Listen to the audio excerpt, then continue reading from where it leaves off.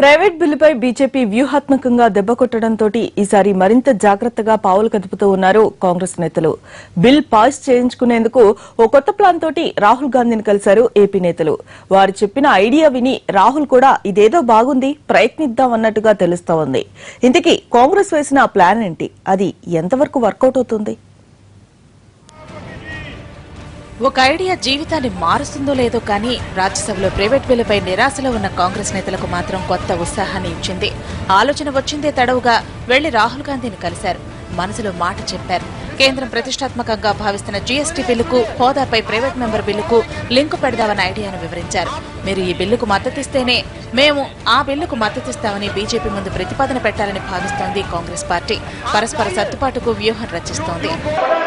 No, if you want me to decide, go back. No. If you want me, you ask your members to go back. ఆలోచన బాగుందని, కాకపోతే కాస్త ఆలస్యం చేశారని చెప్పారట రాహుల్. ఓ 4 నెలల ముందు ఈ పని చేస్తుంటే మరింత ప్రయోజనం ఉండేదని అభిప్రాయపడ్డారట. జీఎస్టీ బిల్లు దేశం మొత్తానికి ప్రయోజనం చేకూర్చేది కాబట్టి చివరి నిమిషంలో ఇలాంటి షరతు పెట్టడం ఎంతవరకు సమంజసమనే దానిపైన ఆలోచన చేస్తామని చెప్పారట రాహుల్. ఆయన అధైర్యపడొద్దు, దీనిపై ప్రయత్నిద్దామని భరోసా ఇవ్వటమే కాకుండా సోనియాతో కలిసి ఆ రోజు సభకు వస్తానని ఇతర పార్టీల మద్దతు కూడా కోరదామని చెప్పారట రాహుల్.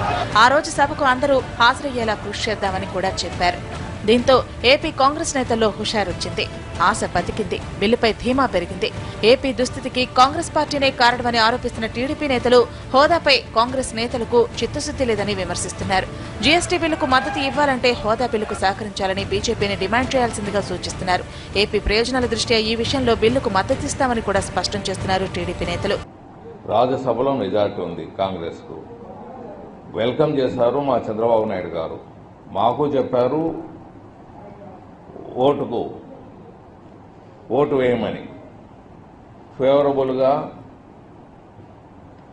ఓటు వేయమని మా ముఖ్యమంత్రి గారు చెప్పారు. ఇది ఒక్కటే కాదు, ఇప్పుడైనా మాకు మోసగించిన కాంగ్రెస్ నేషనల్ పార్టీ మోసగించినవన్నీ కూడా మరొకతూరు పెట్టినా ఓటు వేసేదానికి మేము వెనకాడం. ఆగస్టు 5న సభలో మరో ఇష్యూతో బీజేపీ తప్పించుకోకుండా ప్రైవేట్ బిల్లుపై చర్చ, ఓటింగ్ జరిగేలా పకడ్బందీగా ముందుకెళ్లేందుకు అన్ని అవకాశాలను పరిశీలిస్తున్నారు హస్తం పార్టీ నేతలు.